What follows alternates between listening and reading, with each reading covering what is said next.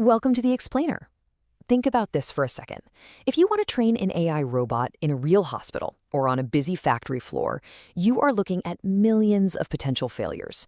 That's not a training data set. That is a massive, catastrophic liability. Today, we're diving into exactly how NVIDIA is completely bypassing this physical bottleneck, not by building a better robot, but by forging entirely synthetic worlds. Jensen Huang recently stood on the GTC stage and declared, "Physical AI has arrived. Every industrial company will become a robotics company." That's a huge claim, right?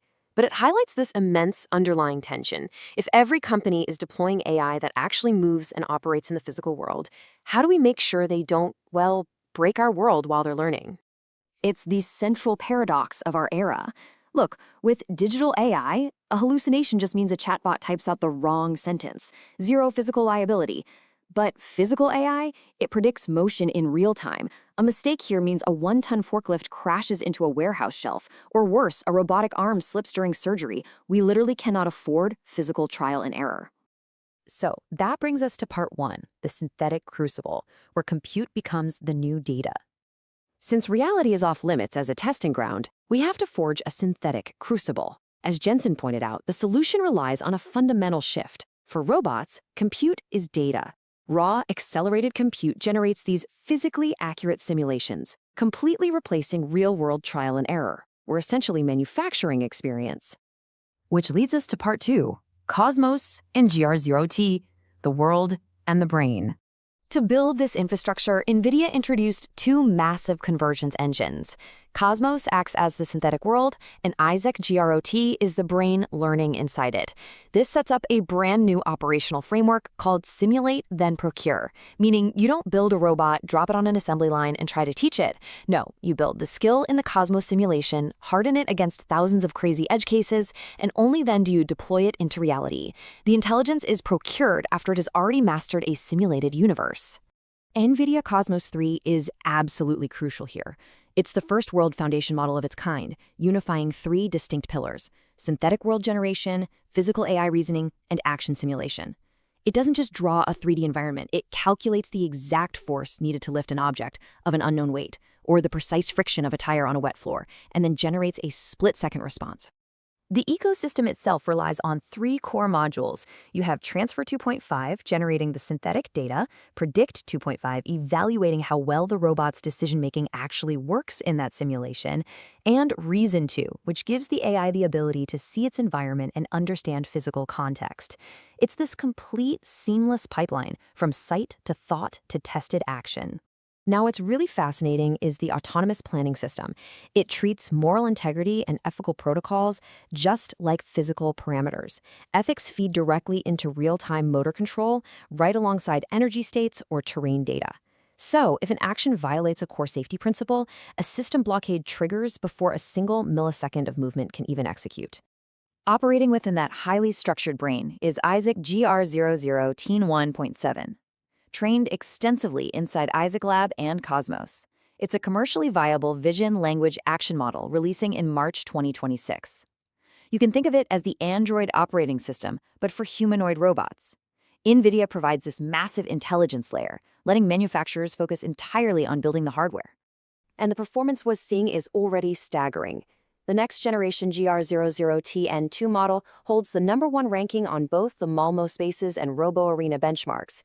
It's out there executing novel tasks in entirely new environments with more than twice the success rate of competing models. Let's move to part 3, from simulation to reality, seeing this Big Bang in action.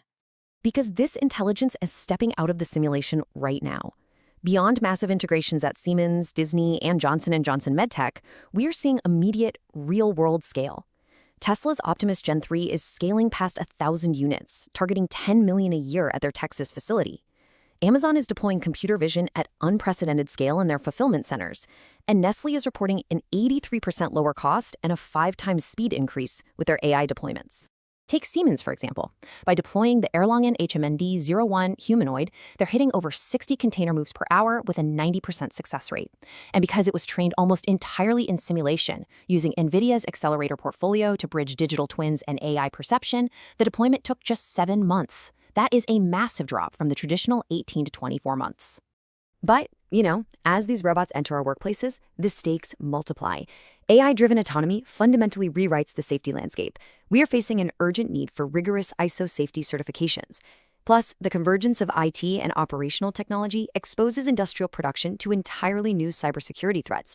And the black box nature of deep learning creates incredibly complex liability issues. To manage these heavy risks, the industry is relying on agentic AI. Through NVIDIA DSX and the digital twin composer, factory operator agents like Phaedra and Emerald merge structured, predictable safety protocols with the dynamic adaptability of generative AI. It creates this robust hybrid system capable of navigating complex, real-world chaos without ever overriding its core governance. So that brings us to part 4, the next industrial era, building the infrastructure for the real world. NVIDIA is building the ultimate underlying infrastructure here, and we're witnessing the birth of emergent collective intelligence.